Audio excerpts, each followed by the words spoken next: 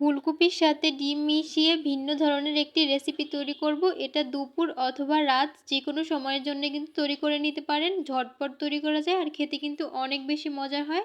পরিবারের সবার জন্য এই দুটো ডিম দিয়েই কিন্তু তৈরি করে নিতে পারেন। তো শীতের সময় ফুলকপিটা অ্যাভেলেবেল পাওয়া যায় আর এই ফুলকপিটা খেতে কিন্তু অনেক বেশি মজা হয়। আর এভাবে করে একবার রান্না করে দেখবেন, অনেক বেশি খেতে ভালো লাগে। তো এখানে আমি বেশ কিছুটা পানি ফুটিয়ে নিলাম আর ফুলকপিগুলো কেটে নিয়েছি। তো সেগুলোকে ধুয়ে ভালোভাবে পরিষ্কার করে নিয়েছি। এরপরে আমি কিছুক্ষণ একটু ভাপিয়ে নেব, মানে সিদ্ধ করব না, জাস্ট একটু ভাপ দিয়ে নেব। ফুলকপির যে কাঁচা একটা গন্ধ থাকে সেটা যাতে চলে যায়। তো 1 মিনিট পরেই আমি ঢাকনাটা খুলে নিলাম আর এই পর্যায়ে ফুলকপিগুলোকে তুলে নিচ্ছি।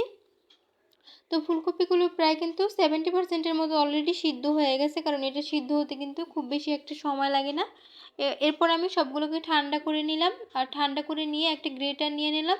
এবার আমি গ্রেটারে যে একদম মিহি গ্রেট করে নিব, একদম চিকন যে সাইডটা আছে এটা দিয়ে ভালোভাবে সবগুলোকে গ্রেট করে নিচ্ছি। তো সবগুলোকে গ্রেট করে নেওয়া হয়ে গেলে এখানে আমি 2টো ডিম নিয়েছি আর ডিম দুটো ভেঙে নিয়েছি, এবারে দিয়ে দিলাম।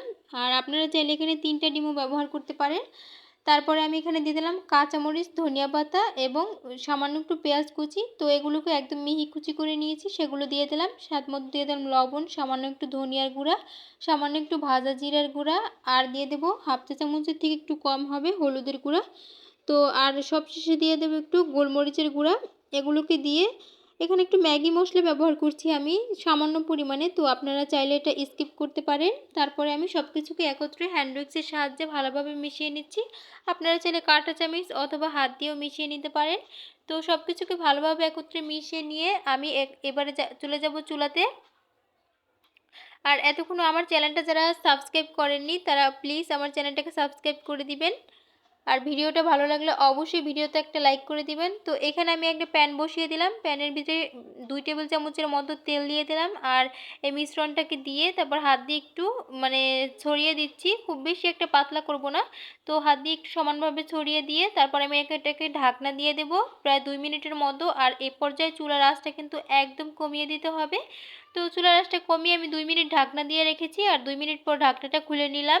তো এই পর্যায়ে আমি এটাকে উল্টে দেব, খুব সাবধানে উল্টাতে হবে, কারণ আমারটা কিন্তু উল্টাতে গিয়ে ভেঙে গিয়েছিল। তো আপনারা একটা উপরে প্লেট দিয়ে তারপর কিন্তু এই ঢাকনাটা মানে এটাকে উল্টাতে পারেন। তো আমি ভেবেছিলাম আমি পারবো, আসলে পারিনি। তো আপনারা অবশ্যই ওইভাবে করে উল্টাবেন।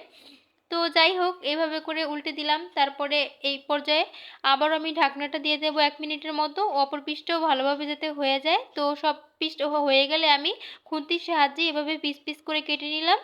এখানে আরেকটা কড়াই বসিয়ে দিলাম, 2 টেবিল চামচ দিয়ে দিলাম রান্নার রেগুলার তেল আর একটা বড় সাইজের পেঁয়াজ কুচি দিয়ে দিলাম। পেঁয়াজটাকে কিছুক্ষণ একটু তেলের সাথে ভেজে নিব।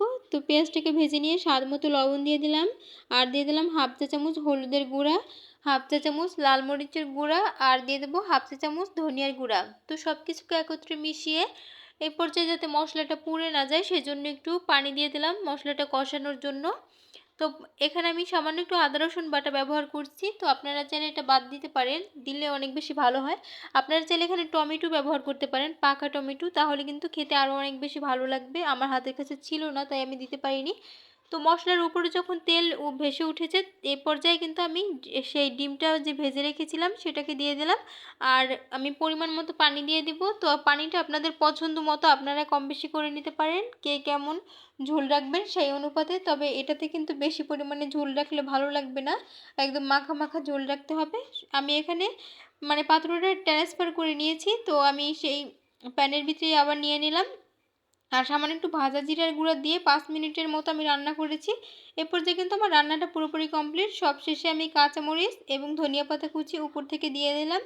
আর এভাবে করেই কিন্তু এখন আপনারা গরম ভাতের সাথে এটা পরিবেশন করতে পারেন, দুপুরের জন্য অথবা রাতের জন্য মানে যে কোনো সময়ের জন্যই তৈরি করতে পারেন। একদম খুবই সহজ, ঝটপট হয়ে যায় এই রান্নাটা।